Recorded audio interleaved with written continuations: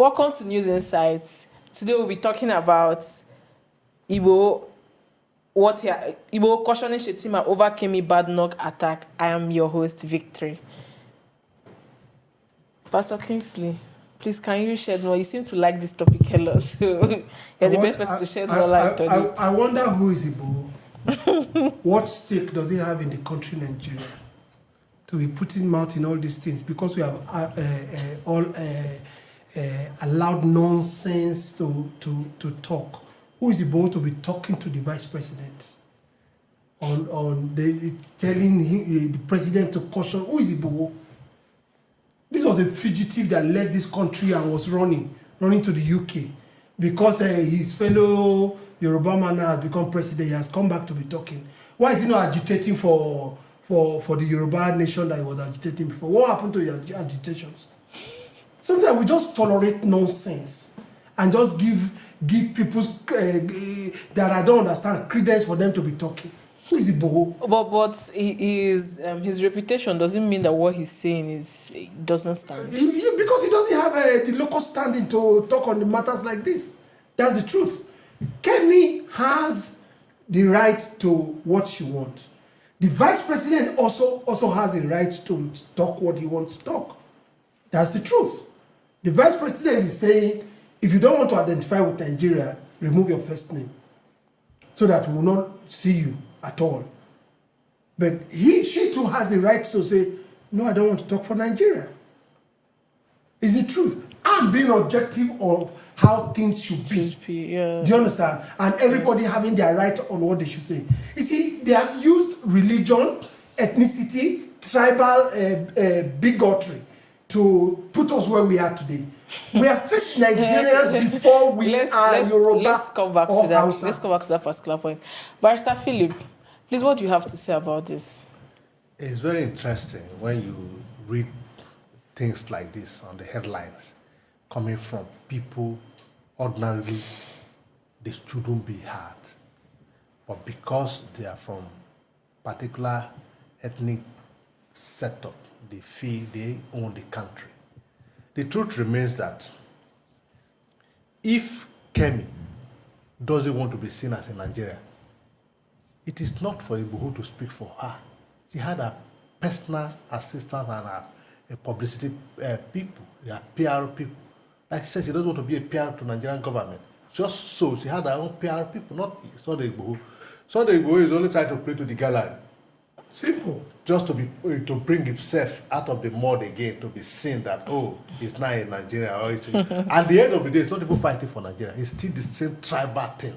Yes. That she's a Yoruba and that she has identified with the Yoruba. If he doesn't have anything to do with the Nigeria, it's immaterial. What has that got to do with what the vice president said? Some time ago, this same, Kemi has identified with Nigerians and asking Nigeria to support her, election into the British Parliament. What has changed? What she said that she identifies more as a Yoruba than as a Nigerian because she's trying to shift herself from, according to what she said, from people from the north, that she cannot identify with such.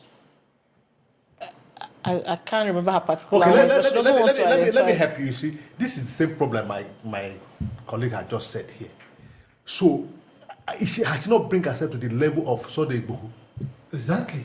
By saying that, she has said at some point, I think in 2010 or 2011 or whatever, that we should stop this segregation. We should try and live in unity. A person of her type, a person of her position saying that Nigeria should be segregated, that should be known as a Yoruba. Is Yoruba not part of Nigeria? What has happened?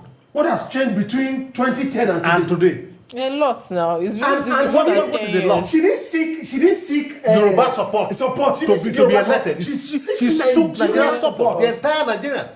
Do you understand? So when none are not there, none that have voted for her, or that she was asking for their support for her to win. She had brought herself so low, and she had lost my respect for saying that. She should not talk based on she said Nigeria. ethnicity, religion. Yes. She should Yes, talk that's the based truth. on. If you say Nigerian government is corrupt, I corrupt, agree with we you. agree If with you you. say you don't want to be a part to the corrupt government, I agree with you. fine. But for saying that you are Yoruba, you don't want to associate with It's Northern, wrong. it's wrong. Yeah, and there was a statement she made about living in fear while she lived in Nigeria, that the Yes. insecurity was so much. Yeah. But on social media, digging up her information, I know people went to read about her to dig up her information. She went to a private school, and it's like a school that was for people that were well-to-do then. So, which begs what they say. Okay, so what's the fear? What's the insecurity? So you probably lived as a rich man's child. You see, let me tell you, in politics, we look at what works for you and what don't work for you. Number one, Kemi has identified with the conservatives. Now you need to know the policy of the conservative. They have nationalistic ideas, right? Me, myself, and I. If you see it very well, Kemi supports Donald Trump. Donald Trump has been talking about how to remove people from America that are illegal immigrants. Kemi supports all that. So I can understand she tries to toe her line of argument and her policies towards that Donald Trump policies. Do you understand? So it's very simple. She's playing politics and not trying to identify with the North is because they see people coming from the North as terrorists, which is not actually true. We've all lived in Nigeria. That's stereotypical. And exactly, that's stereotyping. Do you understand? We all live in Nigeria and we all are members of this country, whether it be Muslim, Christians. Do you understand? We are first of all Nigerians. Yes. Do you understand? Before I'm a Christian, I'm first of all a Nigerian. That's the truth. You say it's a pastor like talk like, yes, we are Nigerians. Do you understand? Practicing your belief is personal to you. Do you understand? But that doesn't, because it's a secular world. Secularism is not governed by the Bible or by the Quran. That's secularism. We have the constitution that brings all of us together. That's why the Bible says we should obey the government. It knows that the government is not governed by Jewish law or Christian laws, or I don't know if you understand what I'm saying. So Kemi is towing that line because she knows what she's gunning at. She's gunning at being the prime minister of United Kingdom. Where you see, this is the irony of life and the irony of today's governance. You see, before the advent of democracy, what we have is monarchy system where the king rules. And the people say, no, the kings are autocratic. They are wicked. They are arrogant. So America started, we need a democracy where everybody will be involved. And this Kemi is one of the beneficiaries of democracy. He preaches freedom of right, freedom of speech, freedom of religion, freedom of all you can think of. Coming to say that I am a Yoruba, I identify with my Yoruba origin, but I am not in Nigeria, or I don't identify with the North. So how do you relate the two together? That somebody who said everybody should have right to do what they want to do, because what she said that because say they are Muslim, so they are terrorists. Yes. Are you, like I said, are you stereotyping the Muslim? Are there no good people who are Muslim? A lot of good people. Good people. It's in Nigeria a religious country. Nigeria is a secular country. So people, Yoruba can choose to be pagan, they can choose to be, even in the so-called Yoruba he came from. Yorubas are divided. There are a lot of, in one Muslims. Home, in one home you have a Muslim, you have a Christian. You have in one all family. sort of. Yes, and they are usually very accommodating. Is he saying that they are terrorists in Europe? Of course, the man who came out to speak on his behalf is a terrorist, as far as I'm concerned.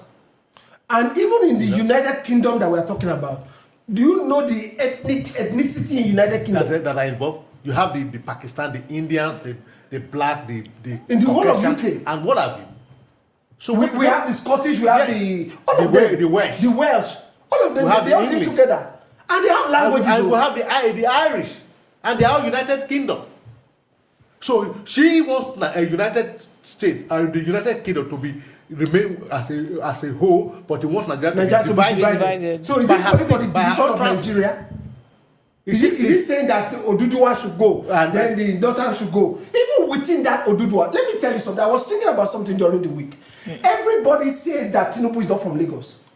Exactly. Everybody says that Tinubu is not from Lagos. And the people that are agitating for this are mostly Yorubas. That Tinubu is not from Lagos. If it's one Yoruba nation, why would you say Yoruba is Yoruba, wherever you come from?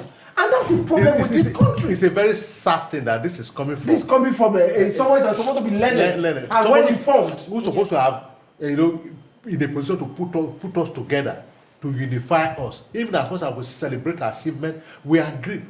She got there on her own merit. She worked hard to get there. She worked hard for it. We celebrate her for that. And we will not also support that the Nigerian government want them to help her launder their image. Yeah, that's what I'm going. Yes. But she shouldn't be our reason of division.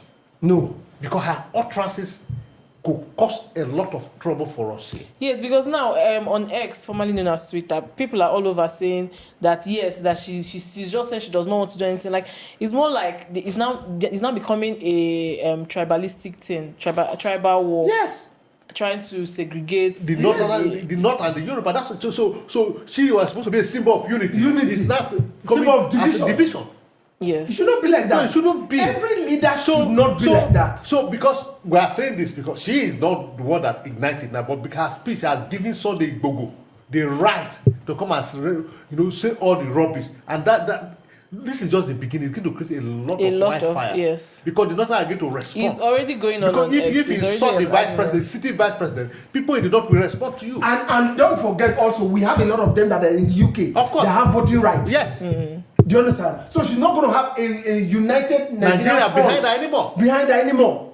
Because she's not helping herself. It's not helping herself. And she's always still coming out, instead of her focusing on the opposition and she's gaining ground, she's allowing this to be a distraction. And you should have kept on talking about the corrupt government instead of now. Simple!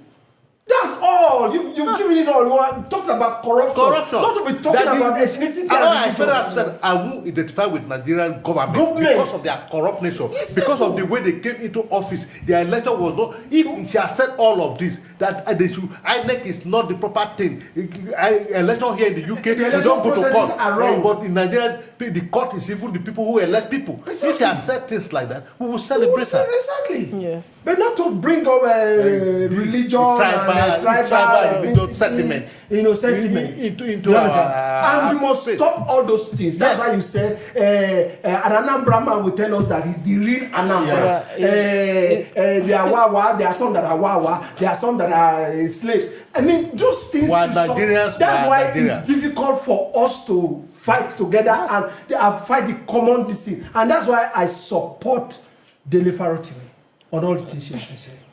My conclusion. I stand with Dele Farotimi. I stand with Dele Farotimi. This has been an insightful segment. I'm really happy to have you guys here. Thank you so much. I am Victory. We'll be right back.